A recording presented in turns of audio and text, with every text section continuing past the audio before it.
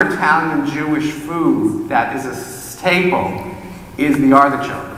The artichoke comes out of North Africa, and it probably came, the theory is, is after the fall of the Second Temple, and Roman soldiers came in and brought Jewish slaves back to Rome. They brought the artichoke with them.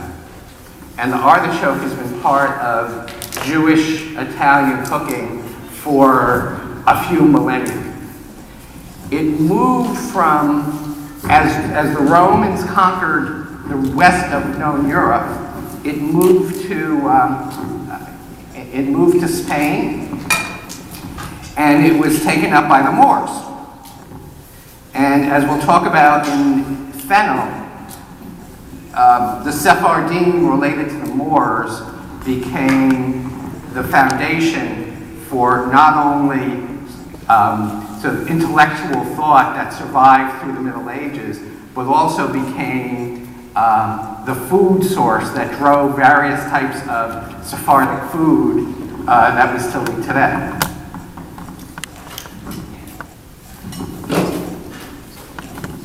Elizabeth, you're discarding the leaves? Yes. Yeah, so Elizabeth, why don't you talk about, so traditionally, you know, a lot of people understand a steamed artichoke. Yeah, where you just steam it. A traditional Jewish artichoke, and artichokes, particularly in the Roman ghetto, Jews were not allowed access to ovens. So I forgot what pope it was. I should look it up. But one of the popes who are in my notes forbade oven cooking for the Jews and forced the Jews of Rome into the ghetto, the Roman ghetto. The word ghetto is the Italian word that was used to isolate the Jews in Rome, and Jews were limited access to also, to traditional Rome, to traditional, what was then a traditional Italian food. So they were given the leftovers. What was the food that nobody wanted to eat? Nobody wanted to eat a tomato, because remember, it was deadly nightshade. Nobody wanted to eat an artichoke, because it was seen as a flower blossom. Who eats flowers, right? And ultimately, nobody ate eggplant. We're not cooking eggplant today, but we can talk a lot about eggplant. Eggplant, again, is a Sephardic food that was relegated to Jews because nobody else wanted to eat it. It's become the basis for all Italian cooking that I grew up with, but that's where it came from. Why did nobody want to eat eggplant? They were all seen as being deadly nightshade, that is, they would make you sick. It's not clear now why, what it was that caused folks to get sick. Part of the theory is that upper class folks soaked their food in lead-lined ceramics, so that tomatoes, and eggplant that are acidic would draw the lead out of them, and they eat them, and then they go crazy. So that's really where it came from. So it was the upper classes who had ceramics that were lead-lined that had that. So that's sort of the theory about how this came about. A couple things on the artichokes is when you're peeling them to put lemon juice on your hands, you'll see these are dark. They're like potatoes, sort of anything like where you fry that you've got to cut up they'll start to get discolored almost immediately when they're exposed to the air. So they'll taste good, but we did a lot of the cutting yesterday, so when you see them dark, that's what it is. And they will also turn your hands black as you're peeling and taking care of them. So one of the tips was to go ahead and rub your fingertips with lemon. And then just took a basic carrot peeler to peel away the hard outboard of the stem, and we'll cut it down. Peeling out the hard leaves on the outside, and you'll see in a minute I'm just going to cut the tops. You want to look inside, and if there is fur or the small spikes, to clean them out. Rich will also tell you we're doing it two ways. This sliced way, I'm going to take the ones we've made already that have been sitting in lemon water out, dry them a little bit, and saute them in olive oil. Then, if you've probably better also for crowds, we've taken the canned ones and separated them out. And you'll see in the recipes have made a batter. This has got eggs, water, and matzo meal in it, but you can substitute flour, and you can also substitute rice flour if you have folks that you get a gluten-sensitive menu for. As you know from making latkes, the frying and getting them out takes a little bit of work, so I'm probably going to go ahead and get started on these, but I'm happy to answer questions and whatnot as we go on. Okay, and while, no, I'm good here. So while Liz is frying up the artichokes, we're going to go back and we're going to make the rest of the baragat, right? So we've created, Matthew has done the filling. Remember, this is the Parmesan cheese, the ricotta, the eggs. Did you put some tarragon in here too? And then to flavor it up a little bit, one of my favorite herbs is tarragon, French tarragon, the only kind to use. It's got a little bit of a licorice flavor to it. My grandmother always used it. You can use, I mean, it's you know, some people use basil, some folks use oregano. It really depends what part of the Sephardim tradition you come from. But we threw some of that in. And so now is the assemblage.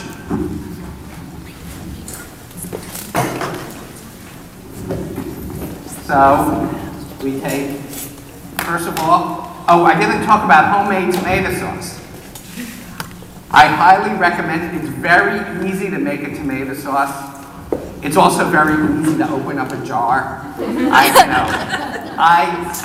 use jar tomato sauce a lot. And again, if you make these ahead of time, you can throw some cheese in it. You can do it. You can make this in 45 minutes. With about 10 minutes of prep time, if you wanted to, if you do this. But with the tomato sauce, some secrets about the tomato sauce. It's really in the tomato. So I buy crushed tomato, a can either of plum tomatoes and crush them, or just pre-crushed tomatoes. Saute up an onion in good quality olive oil. Put a can or two of this in. The secret to making a good tomato sauce that my grandmother taught me is a carrot. Tomatoes are acidic. Don't add sugar. Put a carrot or two while you're cooking it for, I do it for about an hour. And then I'd add a quarter cup of olive oil and as much wine as you can stand to cook down. Use a good quality red wine. Doesn't need to be top-notch, but one that you add and you cook it. And you add oregano, basil, a bay leaf, and you've got wonderful tomato sauce. What was the can you held up? No, it's just a can of whole Romana tomatoes. Let me just comment here that one of the things to think about if you really want to go healthy is canned tomatoes. There's a real problem with EPA in the lining. It's worse with tomatoes because of the acid. It draws out more than EPA. So you might want to think about getting Glenmuir brand. Has a different kind of lining. And there's also in some, I'm forgetting the name of it, in grocery stores, giant other places, the ones that come in a carton.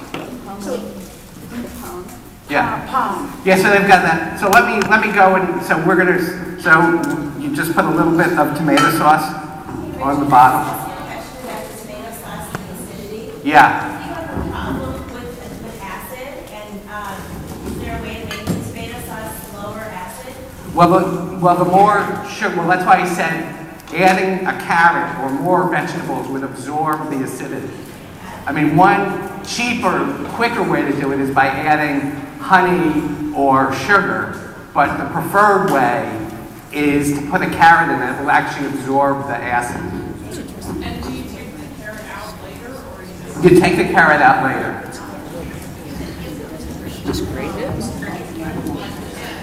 So we take so this is pretty easy. You take the crate, we add a couple of ounces of the ricotta filling. Can you hold it up, Rich? We're just adding a couple, and we spread it across. Then we're adding some chopped spinach. Again, spinach, deep ancestral history with the Jews of Italy. This is, again, a very classic Sephardic Jewish Italian dish. And then to top it off, what was the cheese that we had? Where is it? Where's the goat cheese? Here it is. And then I add, just a strip of goat cheese around it. And I wish we had a mirror here. But then we roll it to close it.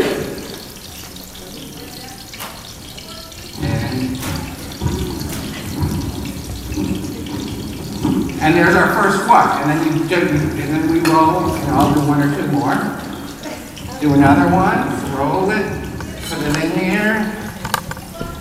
Add your spinach. And the spinach does get watery? You could pre-cook it, but for the amount of spinach that we put in it, I think it's fine. Do you bake this? And then we bake this for, here, I got two. Pop it.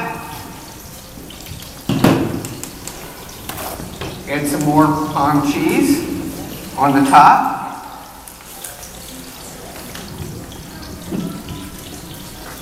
Is she frying the artichoke? Is she just frying pieces of them? These are the quartered ones, the canned quartered ones, and I'm just lightly dipping them in the batter, and then, very much like latkes, we can fry, so they get light brown on either side. I did make one dipping. So if you're interested in passing this around, this is essentially what this looks like. This gets baked at 400 degrees for about 45 minutes.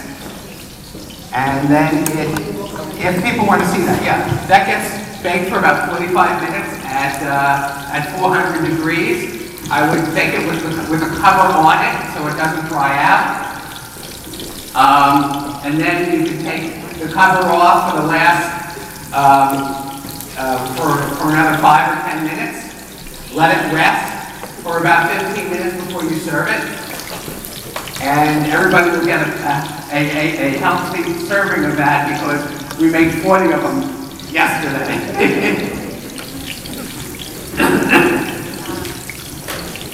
How are you doing over there, Liz, with the artichoke? Doing it, these just going to saute, and what did I learn yesterday? You can't have too much pepper. You can't have too much pepper. So put some pepper and salt on those.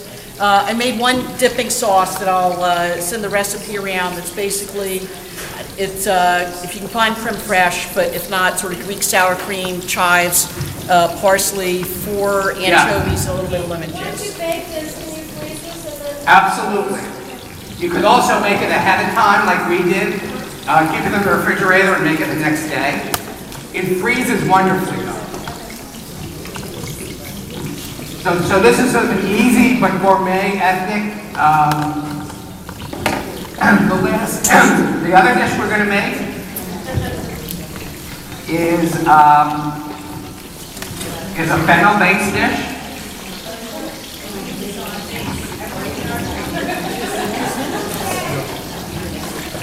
Fennel. Fennel grows actually really well here in a community garden, and I recommend that people try growing fennel. Fennel has its roots in Persia, and anybody ever heard of a marathon? You know what marathon means? Marathon means fennel.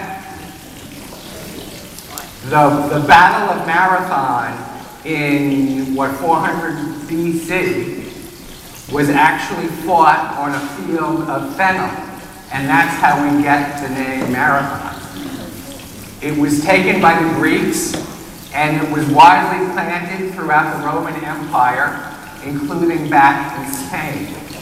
And when the barbarian hordes came back and invaded the Roman Empire and essentially dismantled it in the 5th and 6th century, it was the Moors who were moving into Spain at that time that continued to cultivate fennel. And then in 1492, what was the other major event in 1492? We had Columbus invade America, and it was the Inquisition of the Jews, right? So, Jewish food and merchants and folks fled first to Sicily, because Sicily was a farther removed colony of Spain that was a few years behind the Inquisition. But ultimately, the Sephardic Jews of Spain in Sicily were then forced into central Italy.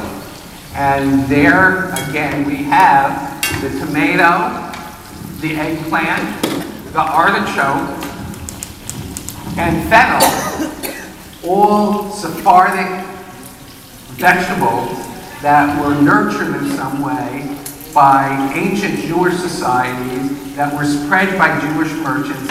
They came out of the roots of the Sephardim when Jewish cultural life was centered in Spain. So some of you might, where's Hillary? Some of you might know is that I argued with Hillary about my deep Sephardic roots in Spain, but this is an example of that. So what we're going to do is we're making some white